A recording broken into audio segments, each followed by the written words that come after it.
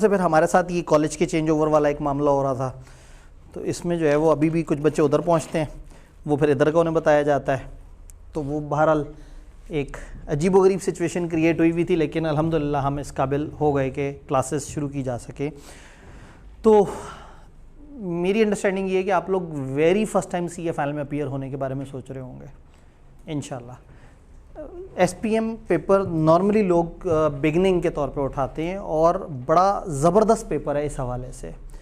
यानी कि अगर थोड़ा सा माइंड बनाना हो और आहिस्ता आहिस्ता पढ़ना शुरू करना हो तो ये एक बड़ा मज़े का पेपर है। इसलिए नहीं कि मैं इस वक्त ये पेपर पढ़ा रहा हूँ तो मैं ऐसी बात कर रहा हूँ, जब मैं ओवरऑल CFAP की बात करता हूँ या काउंसलिंग करता हूँ तो दो पेपर जो कि लाइट वेट हैं CA फाइनल में, उनमें से सबसे पहले SPM है, दूसरा फिर टैक्स का पेपर है। ये दो हैं जो बाकियों से ज़रा थोड़े से हल्के हैं और ये इतना ज़्यादा टाइम नहीं लेते। दूसरा, एट एनी गिवन टाइम जो मतलब मैं हमेशा जिन पेपर्स को फेवरेट मानता हूँ ये उनमें से एक है। मतलब अगर आप में से कोई मेरा KF में स्टूडेंट रहा है या कभी ना कभी उसने मेरे से ये सुना हो कि मैं अगर कभी अपनी प्रेफरेंस बताऊं तो मैं हमेशा बताता हूं कि मुझे सबसे ज़्यादा QM पढ़ाना पसंद था, जो मुझे किसी ने नहीं पढ़ाने दिया। उन्होंने कहा जी ये छोटा पेपर है, ये छोटे टीचर पढ़ाते हैं, आप बड़े टीचर हैं तो जो है ना आपकी शान कम हो जाएगी।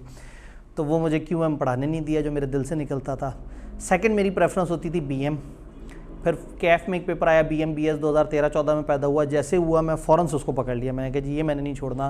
कॉलेज हमेशा बड़ी कोशिश करते थे, छीनते थे पेपर, नहीं इसको छोड़ें, ये हम किसी और टीचर से पढ़ाएंगे, आप अकाउंटिंग का पढ़ाएँ, आप कुछ लॉ का पढ़ाएँ। तो वो इतने सारे खुश्क पेपरों में जो पेपर ज़िंदा रखता है वो बिज़नेस का पेपर है। तो उधर भी और CA फाइनल में भी दिस इज़ द पेपर जो कि बड़ा शौक़ से मैं पढ़ाता हूँ और इसकी मुझे दिन में 10 क्लासें भी करनी पड़ें तो मेरी हर क्लास दूसरे से मुख्तलिफ होगी, मुझे इस चीज़ पे खुशी होती है। वरना लॉ में एक ही चीज़ बार बार रट रट के, ऑडिट में एक ही चीज़ बार बार बता के, तो ये एक मज़े का पेपर है। और इसमें मैं हमेशा मानता था कि फ़िज़िकल इंट्रैक्शन जो है बड़ी ज़रूरी है। फिर जब मैंने इसकी ऑनलाइन क्लास बनाई तो वो उसके अंदर भी इतने ज़्यादा 2-वे मोड ऐड कर दिए कि टीचर पूछ रहा है, फिर उसमें एकदम से पॉपअप आता था, pause the video for 5 minutes and think of maximum point. फिर बच्चा खुद ही सोचता था, मैं खुद ही से उसके जवाब दे रहा होता था। तो बड़े अरसे से मुझे इंतज़ार था कि सामने कुछ फ़िज़िकल ऑडियंस हो और उनसे हम सवाल करें। कुछ साल पहले हमने एक और कोशिश की फ़िज़िकल में वापस आने की। तो मैंने कॉर्पोरेट लॉ की ओरिएंटेशन रखी, उसमें 68 बच्चे आए, 68। एक बच्चा फ़िज़िकल था और 67 थे ऑनलाइन। यानी हमने उसको डुअल मोड में रखा था कि वो क्लास फ़िज़िकल भी होगी और लाइव रिले भी हो रही होगी।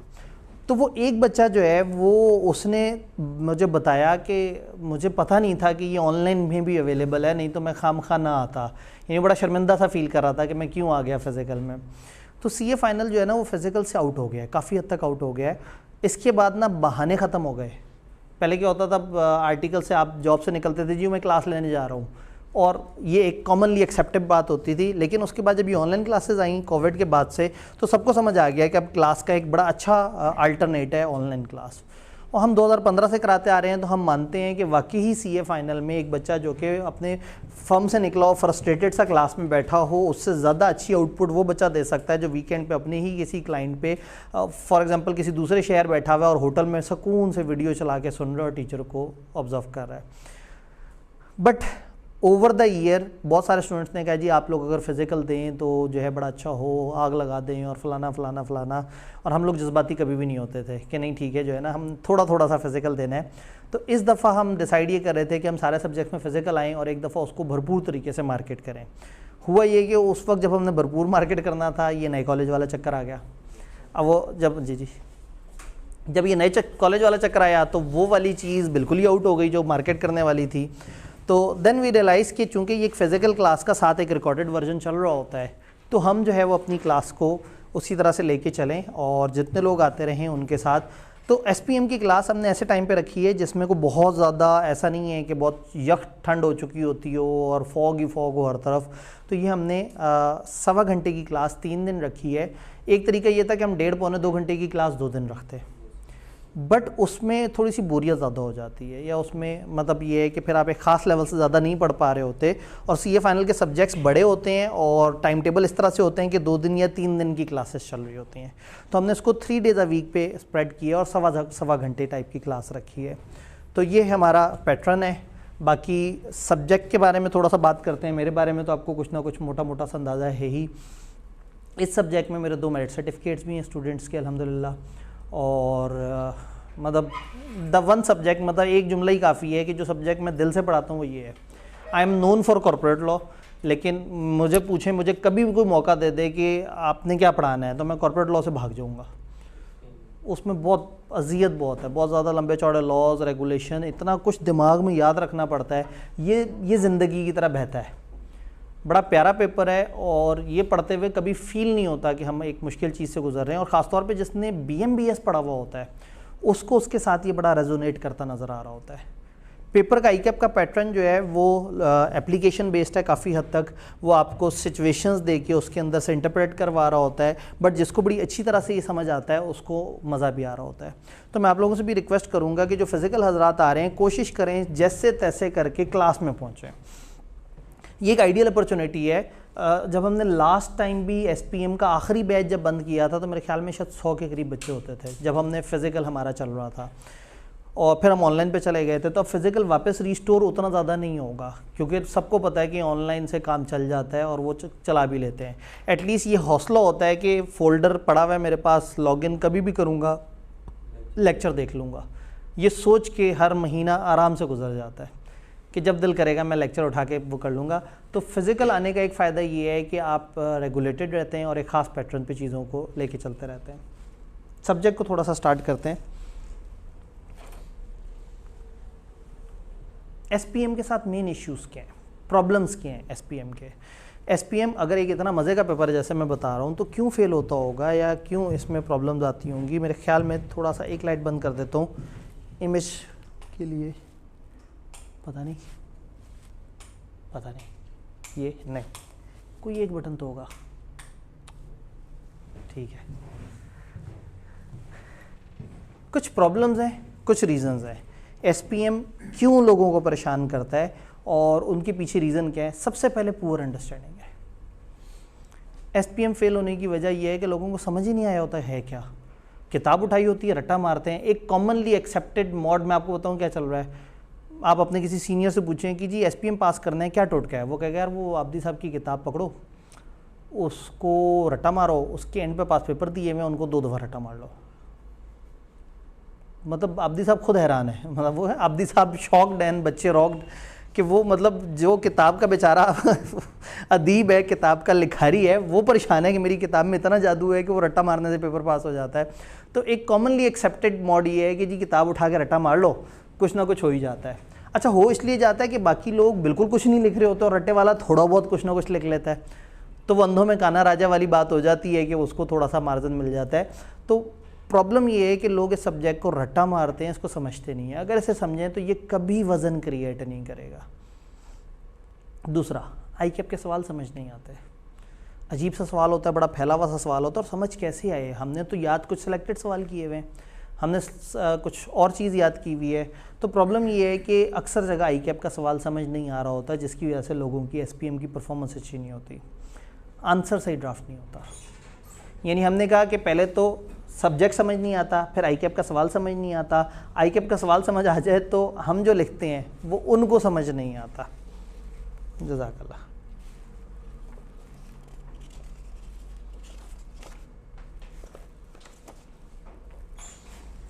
जो हम लिखते हैं वो उन्हें समझ नहीं आता। और then I would say overall SPM phobia, एक लोगों को एक डर सा है कि थ्योरी का पेपर है, पता नहीं क्या हो जाएगा हमारे साथ। बचपन से डरते आ रहे हैं, थ्योरी के पेपर के ऊपर कोई गिरफ्त नहीं करता, कोई उसको ज़्यादा तवज्जो नहीं देता, ये पेपर रह जाता है। इन सब की एक एक रीज़न है। पूर अंडरस्टैंडिंग के पीछे क्या रीज़न है। एक तो रेगुलर क्लासेस नहीं लेते SPM की, किताबें उठाते हैं, रट्टा मारते हैं। अगर लेक्चर लिए हुए भी हों तो आधे लेक्चर शॉर्ट कर जाते हैं और बाकी आधे लेक्चर प्ले करते हुए भी सोचते हैं कि टाइम ज़ाया हो जाएगा, रहने ही देता हूँ। तो क्लासेस नहीं लेते। फिर नॉन सीरियस एटीट्यूड। थ्योरी बेचारी जो है ना वो गरीब सब्जेक्ट होता है हमेशा। तो सब कहते हो यार SPM कौन पढ़ता है, आपका मजाक उड़ाएंगे। आप अपने कोलीग्स को बताएंगे मैंने SPM पढ़ना है, तो वो आपका मजाक उड़ा रहे होंगे कि SPM कौन पढ़ता है, ये क्या बात कर दी है, ऐसा थोड़ी होता है। सिलेक्शन ऑफ टफ और लेंथी स्टडी टेक्स्ट। कई दफ़ा आप एक लेंथी स्टडी टेक्स्ट चूज़ कर लेते हैं। इस वक्त हमारे पास स्टडी टेक्स्ट एक ही है, आईकेप की किताब। पुराने ज़माने में बच्चे कुछ और सोर्स बुक भी यूज़ करते थे, कुछ और किताबें यूज़ करते थे जो कि इंटरनेशनल ऑथर्स की होती थी। P3 की किताब उठा के इस्तेमाल कर ली, ACCA में कुछ और किताबें उठा ली। तो अक्सर लोग बहुत लेंथी स्टडी टेक्स्ट चूज़ कर लेते हैं। स्टडी टेक्स्ट आपको समझाता है बड़े खूबसूरत तरीके से, एग्जाम्पल दे रहा है, साथ साथ समझाते, but by the end of day you need something to revise.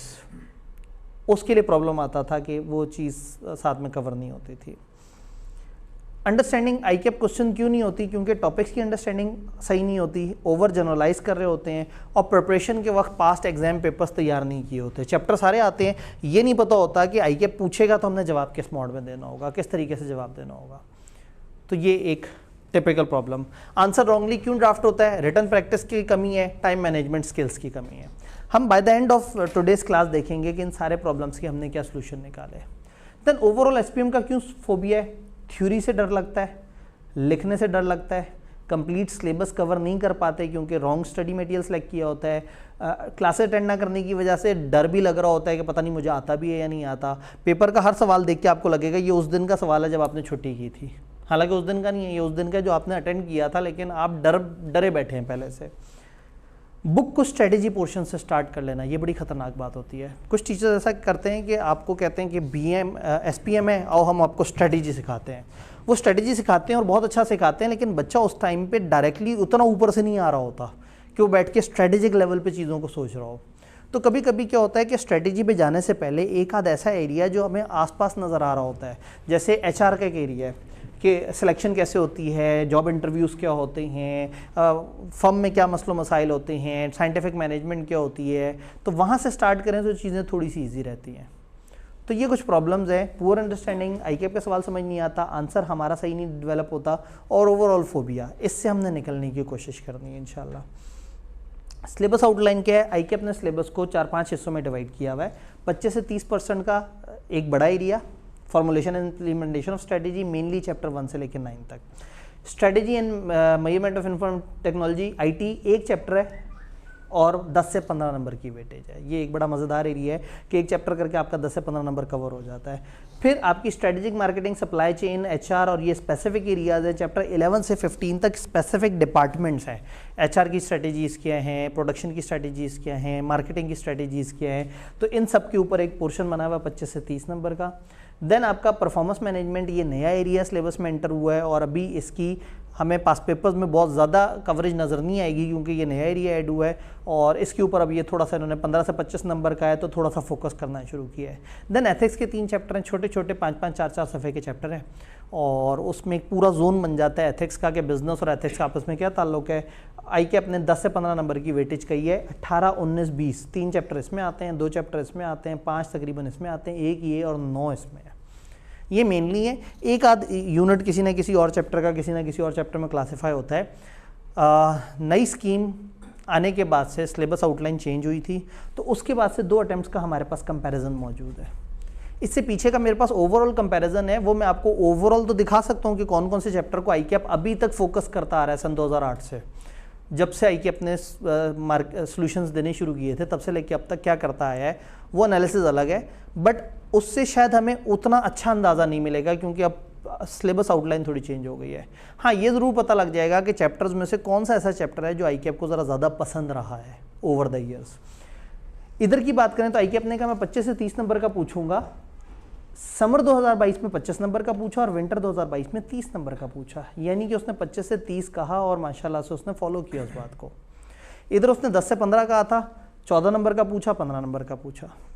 25 से 30 कहा था, 25 का पूछा, 25 का पूछा। इसका मतलब है ये 25 से 30 लोअर साइड पे और ये 25 से 30 तकरीबन हायर साइड पे।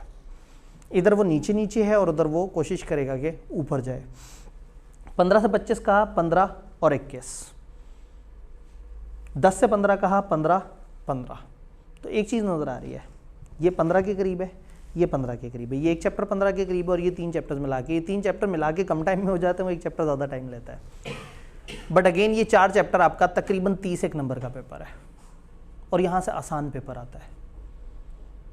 ये स्ट्रेटेजी का पोर्शन है, आई कैन से कि ये 27 नंबर का पोर्शन है इधर सारी साइंसें हैं कि स्ट्रेटेजी यूँ करके और इस तरह से करके। ये जो स्पेसिफिक डिपार्टमेंट है बहुत इंटरेस्टिंग है, एक एक चीज़ बड़ी मज़ेदार समझ आती है, मार्केटिंग क्या है किस तरह से। हम इस पोर्शन के कुछ चैप्टर से स्टार्ट करेंगे, लेकिन फिर हम उसके बाद स्ट्रेटेजी की तरफ चले जाएंगे और फिर वापस इसकी तरफ आएंगे इंशाल्लाह।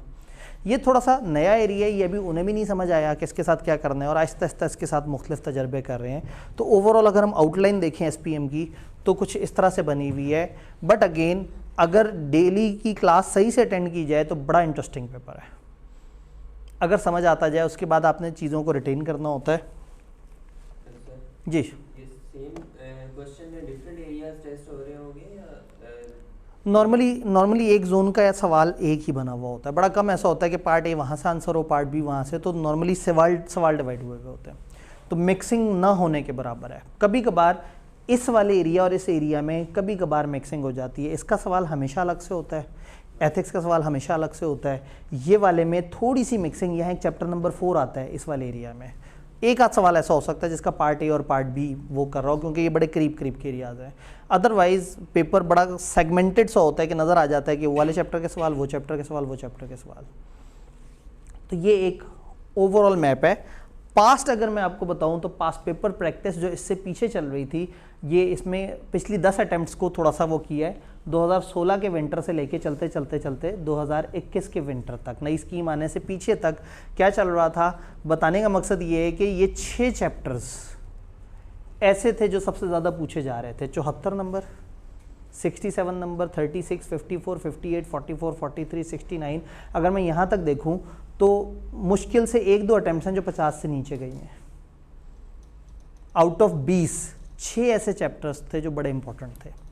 अब इसमें क्या होगा, IT 10वां चैप्टर, ये अकेला पोर्शन है, ये आज भी उतना ही इंपॉर्टेंट है। अगर हम बात करें चैप्टर 3 और 6 की, तो ये जितने पहले इंपॉर्टेंट थे ये अभी भी उसी तरह से इंपॉर्टेंट है। यानी अगर मैं इन चैप्टर्स को आज के हिसाब से देखूं तो शायद कोई 55 नंबर का पेपर यहाँ से आ जाना है इंशाल्लाह। तो ये अभी भी उतने ही इंपॉर्टेंट है, लेकिन ये एनालिसिस अब उतने काम का नहीं रहा, क्योंकि अब हमारे आउटलाइन चेंज हो गई है। बट ये ज़रूर पता लग गया है कि ICAP को पसंद कौन से चैप्टर रहे हैं। तो हर पोर्शन में ना, अगर मैं आपको बताऊं, ये पोर्शन है ना, ये एक ही चैप्टर है, ये सुपर इंपॉर्टेंट में आ रहा है। इसमें HR का एरिया मार्केटिंग है और प्रोडक्शन है। HR के चैप्टर्स में से एक चैप्टर और मार्केटिंग का चैप्टर, ये दो उनमें आपको नज़र आएंगे। चैप्टर 15 मार्केटिंग का और चैप्टर 13 HR के पोर्शन का। ये 2 चैप्टर उस वाले जोन में इंपॉर्टेंट हो गए। फिर जो स्ट्रेटेजी वाला जोन है उसमें चैप्टर नंबर 3, 5 और 6, इसमें 3, 5 और 6। तो 3, 5 और 6 चैप्टर यहाँ इंपॉर्टेंट हो गया, 10वां चैप्टर यहाँ इंपॉर्टेंट हो गया, 13वां 15वां यहाँ इंपॉर्टेंट हो गया। बाकी 2 में अभी कोई बहुत ज़्यादा इंपॉर्टेंट की लिस्ट नहीं है, लेकिन अब ये 16, 17 आ गया है, तो 16 अब सुपर इंपॉर्टेंट बन जाएगा, क्योंकि इन 2 से मिला के उन्होंने 15 से 25 नंबर पूछने हैं। 17 में एक छोटा सा फ्रेमवर्क है, वो एक बड़ी वो आपने अगर पुराना कॉस्ट पढ़ा हुआ हो तो उस टाइम पे एक सस्टेनेबिलिटी रिपोर्टिंग का कॉन्सेप्ट होता था, वो इस चैप्टर में है 17 में। तो टेक्निकली अब 16, यानी अगर मुझे कोई कहेगा कि इन 6 चैप्टर्स के अलावा कोई 7वां चैप्टर बताओ तो मैं कहूँगा 16, और ये मिलके मैं इजीली कह सकूँगा कि हम तकरीबन 60, 65, 70 नंबर के पेपर पे पहुँच गए। तो ये थोड़ी सी इसमें गेम है कि कुछ चैप्टर्स ऐसे होते हैं जिन पे नज़र ज़्यादा पड़ती है, कुछ चैप्टर्स ऐसे होते हैं जिनकी थोड़ी सी वेटेज इस तरह से होती है कि वो उसमें ज़्यादा बेहतर तरीके से सवाल पूछा जा सकता है, चीज़ें कवर हो सकती हैं। अब इसको किस तरह से लेके चलेंगे, मैं ज़रा लाइट दोबारा से ओपन कर दूँ और थोड़ा समझ भी लूँगी। लाइट अगर ऐसे है तो ये लाइट ये वाली होगी, तब ये 2 मेरे काम की लाइट्स हैं। क्या अभी विजिबिलिटी बेहतर है? जो हेडर नहीं, हेडर नहीं है यहाँ, ये वाली चीज़ ऊपर वाली लाइट से आप कह रहे हैं विजिबिलिटी ठीक हो गया। रिकमेंडेड अप्रोच क्या है, प्रोपोज सीक्वेंस हमारा क्या होगा? हम सिलेबस को एक बड़े लॉजिकल वे में लेके चलेंगे। हम HR स्टार्ट करेंगे सबसे पहले। HR में मैनेजमेंट अप्रोचेस और एम्प्लॉय रिक्रूटमेंट की बात आती है, ऑर्गेनाइजेशंस में लर्निंग और ट्रेनिंग कैसे होती है और मैनेजमेंट के चैलेंजेस क्या हैं। बहुत मज़े का पोर्शन है ये 3 चैप्टर। आई कैन से कि इन 3 चैप्टर्स की वेटेज जो है वो तकरीबन कोई 10 से 15 नंबर की बन जाती है। लेकिन इधर से ना समझना आसान होता है SPM को, कि अच्छा ऑर्गेनाइजेशंस क्या हैं, उसमें क्या मसले हैं, रिक्रूटमेंट क्या है, फलाना किस तरह से है। और मज़े की बात है कि मैं कम पढ़ाऊँगा और आप लोगों से ज़्यादा फीडबैक लूँगा। फॉर एग्जांपल मैं आपसे कहूँगा बताएं रिक्रूटमेंट एक्सटर्नल होनी चाहिए या इंटरनल होनी चाहिए, आप लोग अपने अपने ख्यालात का इज़हार कर रहे होंगे, उससे एक अच्छी टू वे कम्युनिकेशन बन रही होगी, जिससे ये जो रिकॉर्डेड वाले बच्चे हैं ये जेलस होकर सोचेंगे काश मैं भी क्लास में होता तो मैं भी आग लगा देता।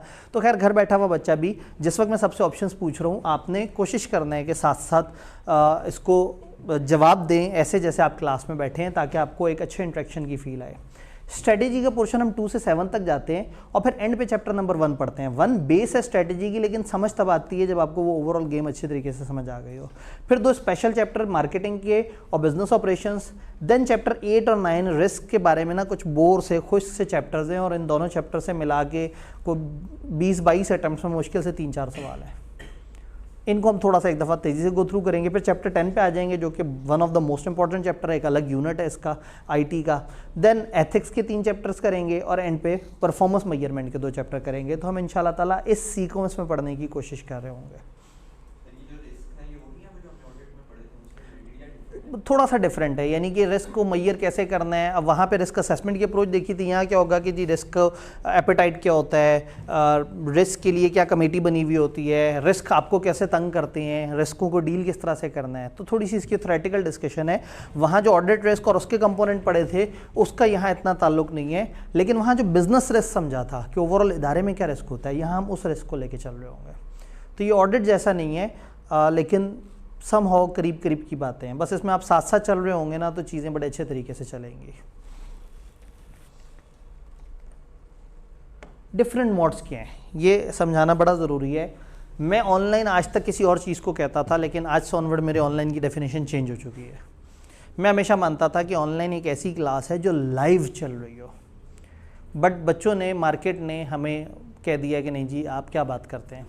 हमने पिछले 2 साल में बड़ी कोशिश की लाइव क्लास देने की, ये मानते हुए कि ज़्यादा अच्छी क्वालिटी की चीज़ है। भाई बच्चा नहीं आ सकता फर्म से, ओके वहाँ बैठ के लाइव अटेंड कर ले। हम गो टू वेबिनार पे या किसी तरीके से लेक्चर रिले कर रहे हो, बच्चा उस लेक्चर को ले, साथ साथ सवाल जवाब पूछे, बच्चे का काम भी बन गया। टीचर अपने प्रेमिसेस में बैठा बैठा सर्व कर रहा है, टीचर को कॉलेज आने की भी ज़रूरत नहीं, और वो जो बच्चे को अपनी फर्म से निकलना मुश्किल लग रहा था वो भी मामला हल हो गया। बट हुआ ये कि सबसे कम एनरोलमेंट हमारे पास लाइव में हुई, और थोड़े से बच्चे फिजिकल में आते थे, और अल्टीमेटली बच्चे चले जाते थे रिकॉर्डेड में। तो अब हमने अपने ऑनलाइन को ना लाइव से ख़त्म कर दिया, क्योंकि अगर बच्चा लाइव आ सकता है तो वो फिजिकल भी आ सकता है। हमारा ख्याल था चलो दूसरे शहर का बच्चा इसमें एड्रेस हो जाए, बट बच्चे उसी लाइव क्लास को रात में रिकॉर्डेड बना के सुनते थे, जिससे उसका मकसद ही फौत हो जाता था। उसमें फिर हाँ भाई बच्चों आवाज़ आ रही है नहीं आ रही, स्क्रीन सही है सर, वो मेरी तरफ नेट नहीं है सर, ऐसे हो गया वैसे हो गया, वो अजीब सी खिचड़ी बन जाती थी। तो फिर हमने क्या किया है कि मार्केट में एक मॉड एक्सेप्टेबल था कि क्लास चल रही है, चलती हुई क्लास की कैमरा रिकॉर्डिंग हो रही है, और बाद वाला बच्चा अगर कहता है कि मेरी क्लास मिस हो गई तो कहता है चलो कोई नहीं, क्लास का एनवायरनमेंट मिस ना हो, क्लास की बत्तियाँ नज़र आ रही हों, क्लास में कुछ बच्चों की आवाज़ें नज़र आ रही हों, टीचर चलता फिरता नज़र आ रहा हो, तो मुझे लगे कि मैं भी उसी एनर्जी के साथ क्लास में था। तो फिज़िकल मॉड है ये, जिसमें इस वक्त आप सामने हजरात बैठे हुए हैं और हम लोग एक दूसरे से 2 वे कम्युनिकेट भी कर सकते हैं। ऑनलाइन रिकॉर्डेड मॉड है, इसी क्लास की कैमरा रिकॉर्डिंग उन लोगों को मिल रही है जो क्लास वाले टाइम पे नहीं आ सकते थे, और हमारी आपस में जो डिस्कशन हो रही है उसको सुन के वो भी मोटिवेटेड फील कर रहे हैं कि हाँ भाई मैं भी क्लास का ऐसा हूँ और मैं भी वहाँ पे मौजूद था तकरीबन। वो उस तरह से सवाल नहीं पूछ सकते जैसे आप लोग पूछ सकते हैं, वो बाद में व्हाट्सएप पे का जाके सवाल पूछेंगे, जिसका व्हाट्सएप वाले पैटर्न पे कहीं उन्हें बाद में लेट जवाब मिल रहा होगा। जैसे आप इंस्टेंट सवाल पूछ के इंस्टेंट जवाब ले सकते हैं, वो वाला मोड उन्हें नहीं मिलेगा। तो फिजिकल बहरहाल इन दोनों मोड में ज़्यादा प्रेफर्ड है। टाइम के मसले, फ्लेक्सिबिलिटीज़ लोगों के लिए ऑनलाइन रिकॉर्डेड भी काफ़ी हद तक करीब करीब की चीज़ है। फिर एक तीसरा, अच्छा बड़े तेज़ है, इन्होंने तीसरा वो वाला मॉड गायब कर दिया है, फिजिकल और ऑनलाइन रिकॉर्डेड मॉडल का कम्बो। कुछ बच्चे कहते हैं जी हम फिज़िकल तो आएंगे लेकिन हमें ना ये कैमरा भी दे दें। हम कहते हैं क्यों भाई, अगर आप फिज़िकल आएंगे तो जी वो कभी भी नीयत ख़राब हो सकती है। असल में नीयत ख़राब नहीं, बहरहाल वो कहना चाहते हैं कि कभी भी हमें किसी और शहर भेज दिया जाए, कुछ और इस तरह से। मुझे याद है कि मैंने आज तक CA फाइनल में ना 2 दफ़ा फ़ीस जमा कराने की कोशिश की। जिस दिन फ़ीस जमा कराता था अगले दिन मुझे दूसरे शहर भेज देते थे 1.5 महीने के लिए, और मुझे इतना दुख होता था कि एक दिन पहले भेजा होता मेरे पैसे ज़ाया, बाद में कॉलेज कहाँ वापस करता है। तो 2 दफ़ा मेरे साथ ऐसा हुआ और मैं मायूस होकर मैं फिर सेल्फ पे पढ़ता रहा कि ये फ़ाइनल जो है ना, ये इसकी क्लासें मुझे कभी वारा नहीं खाती, जब पैसे दो मुझे दूसरे शहर भेज देते हैं। तो इधर फिर हमने कम्बो एक कंबाइंड वो भी निकाला है, वो कंबाइंड इस तरह से है कि आप फिज़िकल क्लास में भी एनरोल्ड हैं और उस क्लास का रिकॉर्डेड वर्जन भी आपके पास अवेलेबल है। इसमें ज़ाहिर है कॉलेज की दिक्कत और ख़र्चे वगैरह ज़्यादा हैं, तो फिर हमने किया ये कि बजाय इसके कि ये मॉड की कीमत बढ़ाते, हमने इस मॉड पे अपनी असल वाली प्राइस ला के खड़ी कर दी और पीछे वाले मॉड्स को सस्ता कर दिया। कि किसी ने खाली फिज़िकल लेना है तो उसकी फ़ीस पता नहीं, वो ब्रोशर एक तो मतलब सुबह मैं कैफ वालों को फ़ीस बता रहा होता हूँ तो शाम की फ़ीस जो है ना वो आगे पीछे। तो फिज़िकल मॉड और रिकॉर्डेड मॉड सस्ते हैं और जो कम्बो है जिसमें दोनों इकट्ठे मिल रहे हैं ये महंगा है। आप जिस भी मॉड में आ रहे हैं आपको स्टडी मटेरियल कॉलेज की तरफ से मिलेगा। ये चीज़ हमने तय की है कि जब तक हो सका इस कॉलेज में हम पहले ही दिन से प्लान कर रहे हैं कि स्टडी मटेरियल का ख़र्चा बच्चे के ऊपर ना आए, किताबें हमारी तरफ से मिला करें। तो अल्लाह करे हम इसमें देर तक जो है वो कोशिश करते रहे, कम से कम स्टार्टिंग के बैचेस तक तो हम अपनी इस नीयत से चल सकते हैं, पर बाद में हो सकता है कि पता लगे जी वो बच्चे मिसयूज़ करते हैं या फ़ायदा कोई नहीं और वो इस तरह से करके। तो अक्सर बच्चे तो आके कहते हैं जी वो एक काम करें किताब कितने की है, मुझे उतना डिस्काउंट दे दें। तो हम कहते हैं भाई ऐसा नहीं है कि आपकी फ़ीस में किताब के पैसे हैं, ये किताब हमारी तरफ से गिफ्ट है। तो वो ऐसा नहीं है कि उस गिफ्ट हमने उसकी को प्राइसिंग के साथ ऐसे खेला था कि अच्छा 800 की किताब है या 1100 की किताब है। ये किताब हम चाहते हैं कि हम बच्चों को साथ में दें और उसके बाद भी हम एक बड़ी मुनासिब फ़ीस के साथ हैं। तो ये कम्बो है जो कि अक्सर लोगों को पसंद होगा, अपनी सुस्ती को जहन में रखते हुए। और हमें भी समझ आ गया कि फ़िज़िकल दिखा के इसमें एडमिशन कर लेंगे, बच्चा पैसे ज़्यादा दे देगा चूँकि उसने फ़िज़िकल बीच बीच में गायब हो जाना है। मेरी शदीद ख्वाहिश है कि आप लोग फ़िज़िकल में मत गायब हो, आप फिज़िकल साथ साथ एंड तक लेके चलते रहें तो बड़ा मज़ा आएगा, बड़ी ही हमारी अच्छी क्लास चल सकती है। एसपीएम को अब कैसे लेके चलना है, करना क्या है एसपीएम के साथ? स्टेप 1 होगा हमारा अंडरस्टैंडिंग। सबसे पहले क्लास में एक चीज़ समझनी है और नहीं समझ आया मुझे जाने नहीं देना। मैं कहूँगा जी रिक्रूटमेंट और सिलेक्शन में ये फ़र्क होता है। वो भाई कहेंगे नहीं सर ये आपने कैसे फ़र्क बता दिया, ये तो ऐसे है ये ऐसे है। ये भाई कहेंगे सर सिलेक्शन में ये 2 एक्स्ट्रा बातें होती हैं रिक्रूटमेंट में। तो जब तक यहाँ पे हमारी क्रॉस डिस्कशन ख़त्म ना हो, हम इसमें क्लियर ना हो कि क्या डिफरेंस है, किस तरह से हमने क्लास नहीं छोड़नी। अंडरस्टैंडिंग सबसे पहले, रेगुलर क्लासेस लेंगे, अंडरस्टैंडिंग डेवलप होगी और उसके फ़ौरन बाद जो मैंने पढ़ाया होगा आप अपनी किताब में देखेंगे। मैं कोशिश ये करूँगा कि आपको जो किताब मिले मेरे पास स्लाइड्स तकरीबन वहीं से निकली हुई हूँ। ज़्यादा स्लाइड्स पे मैंने थोड़े से रंग शंग ज़रा लगा दी हो, थोड़ा सा उसका फॉर्मेट बदल दिया हो, लेकिन 80 to 90% ऑफ द कंटेंट जो आपके हाथ में किताब है वो स्लाइड्स पे चल रहा हो, ताकि आप घर जाके फिर कम से कम क्लास में हवा में जो हुई हुई बात है उसको किसी कागज़ पे रेजोनेट कर सकें।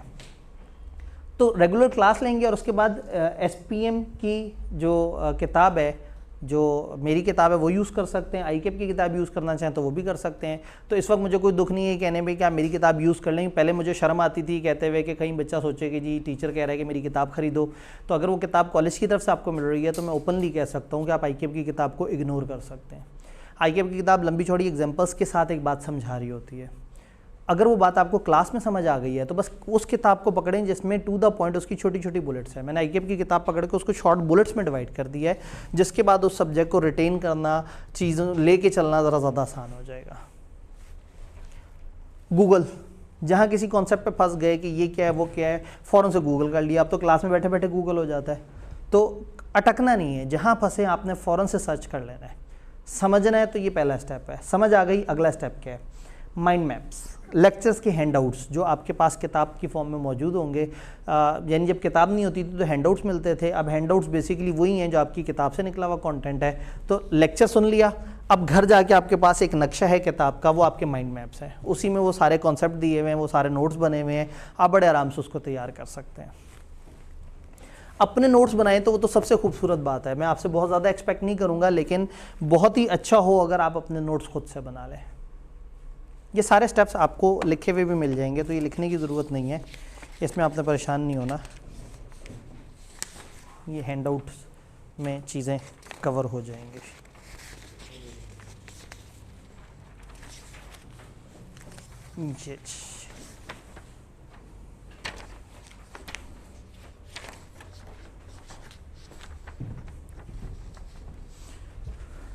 Step 2 mind map. Step 3 basic assessment.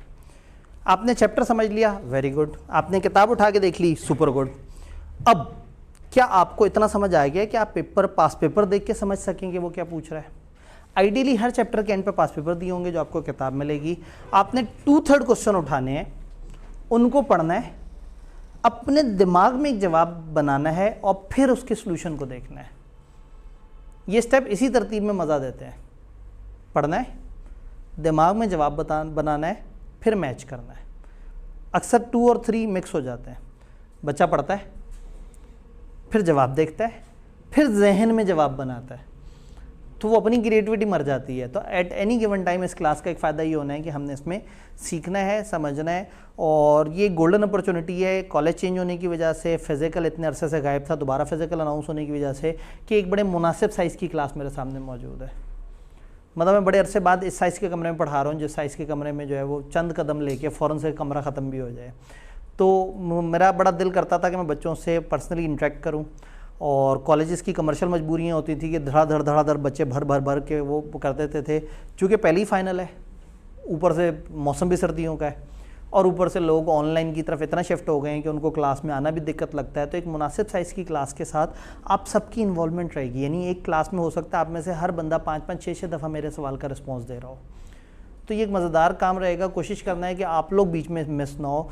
तो इतनी आइडियल अंडरस्टैंडिंग, इतनी आइडियल लर्निंग किसी और टाइम पे नहीं हो सकती थी, जो इस वक्त इत्तफाकन किस्मत की वजह से खुद ब खुद सारे ना वो जो सितारे हैं वो एक लाइन में आ गए हैं, और उस एक लाइन में आपको मैक्सिमम अच्छा लेक्चर मिल सकता है। 70 to 80% मैच करना चाहिए। अगर मैच नहीं करता तो आप स्टेप्स को रिपीट करें, ऊपर के स्टेप्स। या अंडरस्टैंडिंग में मसला है या मैप नहीं बना हुआ। अगर आपको समझ भी सही आई हुई है और आपके किताब से भी आपको चीज़ें समझ आ रही हैं, तो फिर ये पॉसिबल नहीं है कि आप सवाल पढ़ें और आपको पता ही ना लगे कि क्या हुआ है। मैं 100% मैचिंग की बात नहीं कर रहा, 70 to 80% मैच करना चाहिए। फिर अगर मैच नहीं कर रहा तो आपने मुझे क्लास में अगले दिन कहना है, सर मैंने ये सवाल देखा, ये मुझे नहीं समझ आ रहा, ये क्या पूछना क्या चाह रहे हैं। चूँकि ये SPM है, तो दिस कैन हैपन कि एक सवाल के 15 तरह से जवाब हो, अलग अलग तरीके से। उन्होंने एक ओपिनियन मांगा, बताओ आप क्या करोगे, तो ये वाले भाई कुछ और सोच रहे हो, वो कुछ और सोच रहे हो। किताब ने बहरहाल कोई एक सोल्यूशन देना है। तो ऐसा हो सकता है कि मैं उसमें मदद कर दूं। मैं कहूँ जी आप अगर इन पैरामीटर्स पे सोच रहे हैं तो ये एक अच्छा वो है। बेसिक असेसमेंट हो गई, देन फाइनल असेसमेंट। 1/3 सवाल जो आपने रखे हुए थे, छोड़ दिए थे, जब आपकी पूरी तैयारी कंप्लीट हो जाए और जब आप फाइनल प्रेप कर रहे हो तो एक चैप्टर तैयार करना है, उसके वो 2/3 सवाल फिर से देखने हैं, उनके सोल्यूशन फिर से देखने हैं। वो जो 1/3 सवाल बचाए थे उनको लिख के करना है। सवाल सामने, आपने कागज़ पे लिखा, और अब अपने किसी दोस्त के साथ एक रूटीन बना ली, यार मैं हर सैटरडे को तुम्हें लिख के दिखाया करूँगा। हर सैटरडे को 3 सवाल आपने उसे लिख के दिखा दिए, 3 सवाल उसने आपको लिख के दिखा दिए। एक दूसरे के सवाल देखिए, एक दूसरे को जुगते मारी, उसको कहा यार ये देखो ये कितनी बोंगी मारी है, तुम्हें नहीं पता शुरू वाला कैपिटल लिखना होता है। वो इस तरह जब आप उस पर एतराज़ कर रहे होंगे ना, तो अपनी गलतियाँ भी पता लगेंगी। और जिन सवालों पे इस तरह की डिबेट हुई होगी वो कॉन्सेप्ट हमेशा जहन में रहेंगे। तो ये बड़ी मज़े की स्टेज है कि आप 1/3 को लिख के करें। इस लिखने वाले स्टेप में अगर आप 55 नंबर तक भी पहुंच रहे हैं तो दैट इज़ ओके, 55% तक। इन सब के बाद एंड ऑफ सेशन पे एक सुपर फाइनल असेसमेंट। हर चैप्टर करने के बाद उसके पास पेपर भी समझ आ रहे हैं और आप लिख रहे हैं, तो लिखने में 55-50% नंबर भी ले रहे हैं, ओके। अब इकट्ठे 20 चैप्टर्स सामने आ गए तो क्या करेंगे? हमने क्या करना है, पिछली 2 अटेम्प्ट्स को मॉक कंसिडर करना है। कोशिश करना है कि पिछली 2 अटेम्प्ट्स के सवाल आप कभी भी हाथ से ना करें।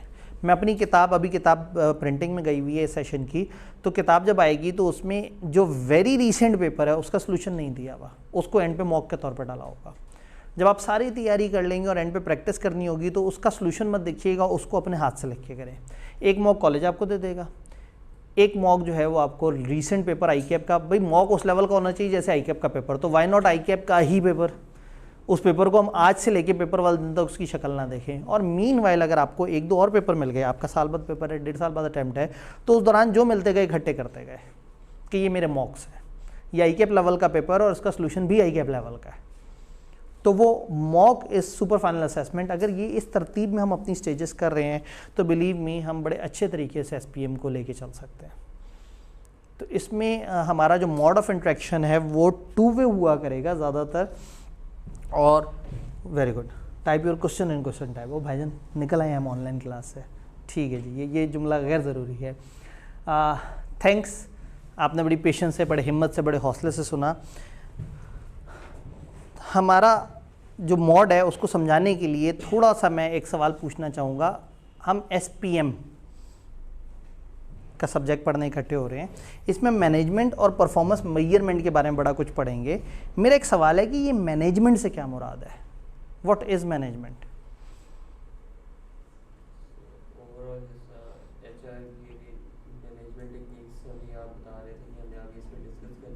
ठीक है, तो मैनेजमेंट क्या है, एक स्टूडेंट के लिए मैनेजमेंट क्या है, एक इदारे के लिए मैनेजमेंट क्या है? मैं कहूँ हमारे इदारे में बड़ी अच्छी मैनेजमेंट होनी चाहिए, तो क्या चंद वर्ड जहन में आते हैं? What is management? Quality assurance management है। मैनेजमेंट है कि जो रिसोर्सेज हैं उनको यूटिलाइज करके आप ऑब्जेक्टिव अचीव, रिसोर्सेज को अच्छे तरीके से यूटिलाइज करके ऑब्जेक्टिव अचीव कर लिया जाए। और कोई वर्ड जो मैनेजमेंट में? डेली अफेयर्स को स्मूथली चलाना मैनेजमेंट है। क्या है मैनेजमेंट? अच्छी प्लानिंग होनी चाहिए, ये मैनेजमेंट है। गोल्स अचीव होने चाहिए, कुछ चेक्स एंड बैलेंस होने चाहिए ये देखने के लिए कि कहाँ मार खा रहे हैं हम, आज कहाँ खड़े हैं, हमें जाना कहाँ पे है। रिसोर्सेज को बेस्ट वे में यूज़ करना, इसका मतलब है प्लान करना, ऑर्गेनाइज करना, चीज़ों को अच्छे तरीके से लेके चलना, ट्रैक करना, साथ साथ देखना हम कहाँ खड़े हुए हैं, चीज़ों को अच्छे वे में चलाना, लोगों को गाइड करना, ट्रेन करना, this all is about management. तो इस सारे सिलेबस में जो की कोर वर्ड है ना वो मैनेजमेंट है। हम एचआर के एरिया में देख रहे होंगे कि एचआर को कैसे मैनेज करना है, मार्केटिंग के एरिया में देखेंगे मार्केटिंग किस तरह से मैनेज करनी है, ऑपरेशंस को कैसे मैनेज करना है, आईटी को कैसे मैनेज करना है, एक्सटर्नल एनवायरनमेंट को कैसे मैनेज करना है, इंटरनल प्रॉब्लम्स को कैसे मैनेज करना है, कंपेटिटर्स को कैसे मैनेज करना है, रिस्क को कैसे मैनेज करना है। तो this paper is all about management. तो यहाँ पे हमने कुछ ऐसा नहीं है कि कुछ रट्टा मारेंगे तो समझ आएगी, एक वर्ड को समझना है, एक इदारे में अपने आप को सोचना है, यानी कि बीच में स्ट्रेटजीज आएंगी तो मैं आपको लाइव एग्जांपल्स दूंगा कि हाँ भाई ये एग्जांपल है, ये दो ऑप्शन है, बताएं आप क्या करेंगे। मैं अपनी एग्जांपल दे दूंगा कि ठीक है हम एक इदारे में खड़े हैं, मुझे गाइड करें, मुझे ये वाली स्ट्रेटजी करनी चाहिए, ये स्ट्रेटजी करनी चाहिए। तो आप फिर खुद कहेंगे नहीं नहीं सर अभी इस वक्त बजट नहीं है आपके पास, ये हल्की वाली स्ट्रेटजी की तरफ जाएँ, उस स्ट्रेटजी की तरफ मत जाएँ। तो हम थोड़ा सा कोशिश ये करना है कि आप क्लास में इन रहें ज़्यादा से ज़्यादा।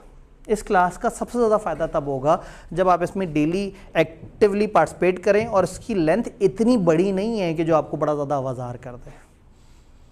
तो बातों बातों में मैंने एक टॉपिक भी डिस्कस कर दिया मैनेजमेंट, जो एक सफ़े पे लिखा हुआ है बाकायदा एक सफ़े पे।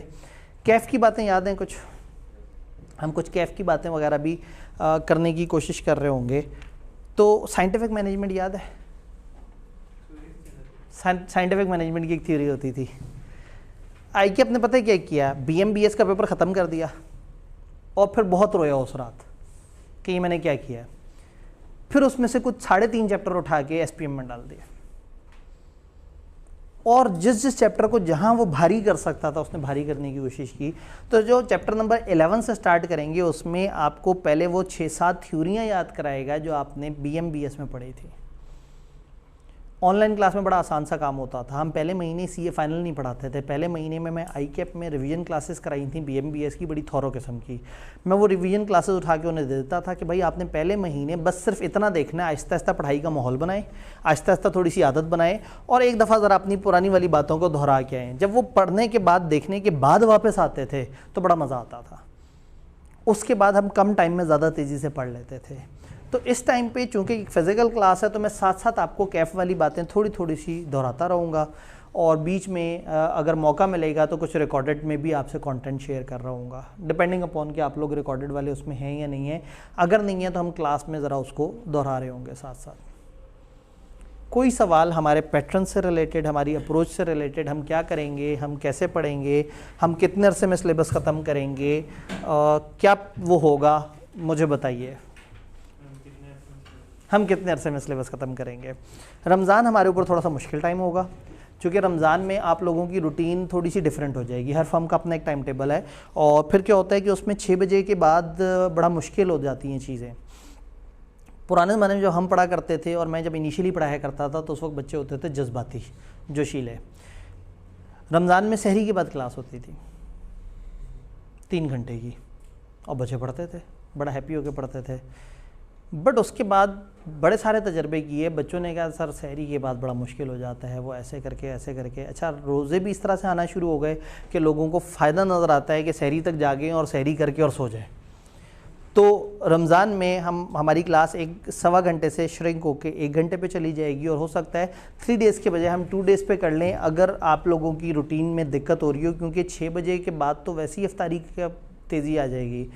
तो शायद हम लोग 4 से 5 या 5 से 6 टाइप का कोई एक टाइम हमें तय करना होगा। तो रमज़ान इज़ अ मंथ जिसमें हमें लग रहा है कि हमें वो 4 हफ्ते थोड़ा सा डिस्टर्ब होंगे।